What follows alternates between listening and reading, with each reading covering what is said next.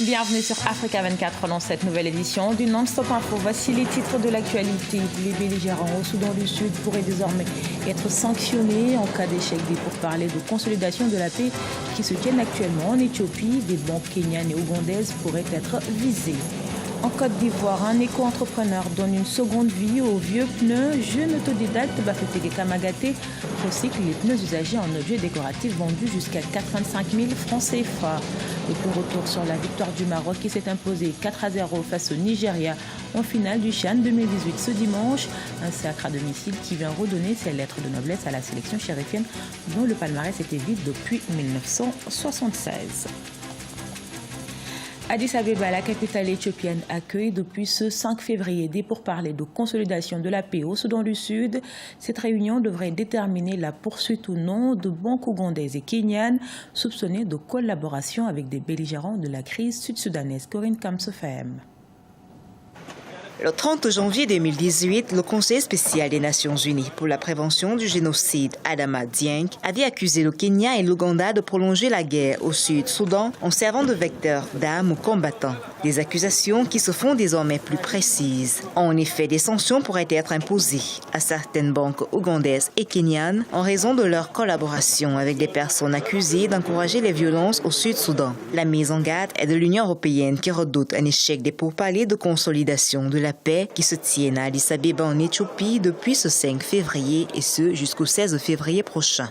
Pendant que les officiels, les gouvernements et les institutions internationales tiennent un discours, des institutions privées dans lesquelles les mêmes dirigeants ont des intérêts, travaillent effectivement à faire fructifier des commerces extrêmement nocifs. Il existe des mécanismes à l'intérieur de l'Union africaine, il existe à tout le moins une volonté, avec la relance d'une présidence de la Commission forte, qu'à l'échelle sous-régionale, on essaye de trouver des solutions qui ne soient pas des solutions exogènes, aussi lointaines, aussi brutales, aussi ostentatoires. Ce sont des effets d'annonce qui n'aideront pas réellement à résoudre le problème. Le but de ces sanctions serait de rendre plus coûteux le financement des combats par les parties belligérantes, les obligeant ainsi à se conformer aux efforts de paix suivant le cessez-le-feu du 21 décembre 2017.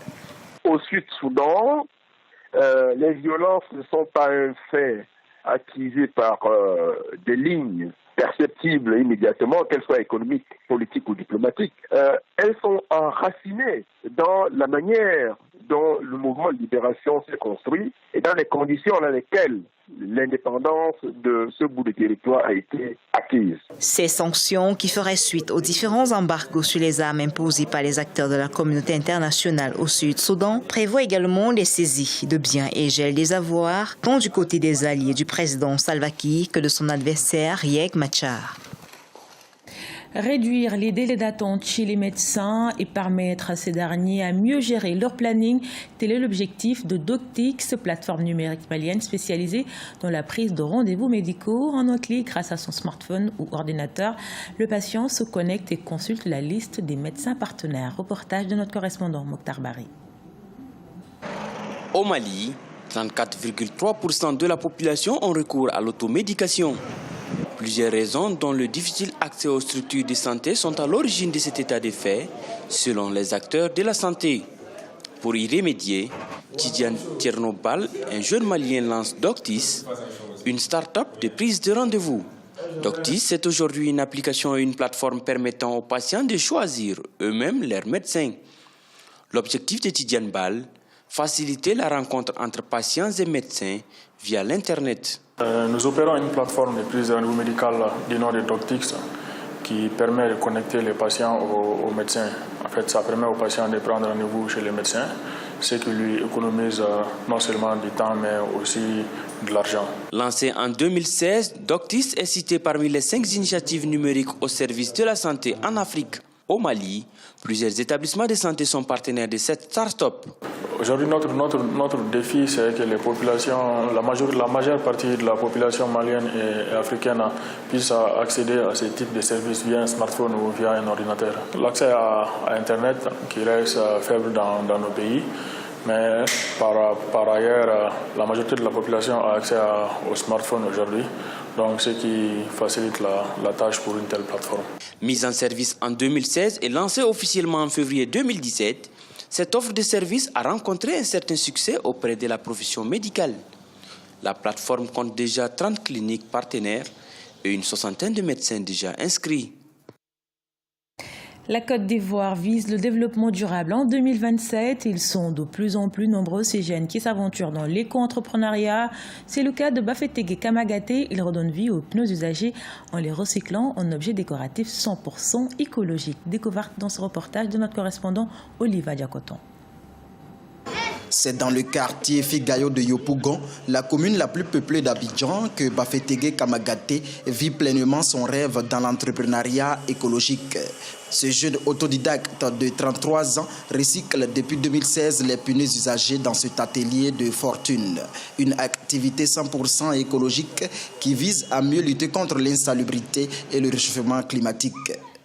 Je l'ai fait aussi, il faut dire, pour la protection de l'environnement parce que je me suis dit, tiens, le recyclage, je trouve des objets dans la rue. C'est vrai que je ne vais pas pouvoir ramasser toute la poubelle de la capitale, mais néanmoins, si moi je prends un objet dans la rue aujourd'hui, je viens lui donner autre forme.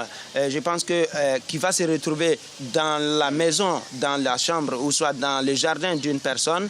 Je pense que c'est déjà lutter, c'est ma partition de lutter contre la pollution de l'environnement. Des meubles, des tables et des miroirs sont autant de produits de cet éco-entrepreneur. Des créations originales et écologiques qui coûtent jusqu'à 85 000 francs CFA. Bafetegue Kamagaté voit le recyclage comme un secteur d'avenir et demande l'appui des autorités pour en faire une réelle industrie en Côte d'Ivoire. J'aimerais avoir carrément une structure pour ça, quoi. Voilà, et globalement un grand atelier de confection des pneus usagés sur toutes les formes. Voilà, et aussi avoir un moyen de déplacement. J'ai aussi une idée d'employer des personnes auprès de moi. Il faut dire à peu près peut-être 10 à 20 personnes dans les environs, mais je pense que ça serait la bienvenue si c'est un grand atelier. Les créations de Bafetegue Kamagaté se font par commande. Il reçoit en moyenne 2 commandes par mois. L'éco-entrepreneur a même reçu un prix en septembre 2017 pour son engagement dans la protection de l'environnement. À la page sport, le Maroc s'offre à domicile son premier sacre dans un championnat d'Afrique des Nations. En finale du CHAN, dimanche 4 février, les Lions de l'Atlas ont largement dominé le Nigeria 4-0. Réservé aux joueurs évoluant dans leur championnat, le CHAN a été lancé en 2009 en Côte d'Ivoire, pays hôte de la première édition. Ashley Duprat. Gagner le CHAN, ce qui n'était au départ qu'un rêve pour la sélection marocaine locale, s'est finalement concrétisé le dimanche 5 février à Casablanca. Pourtant tenu en échec pendant près de 45 minutes par le Nigeria, les Lions de l'Atlas ont finalement dompté les Super Eagles A, leur imposant un score de 4-0. C'est une victoire pour tout le Maroc, pour tous ceux qui nous ont accompagnés durant ces derniers mois. Le sélectionneur des A, Hervé Renard, la fédération, les supporters, c'est une victoire pour eux. Pour la toute première fois de son histoire, le Maroc est sacré sur ses terres.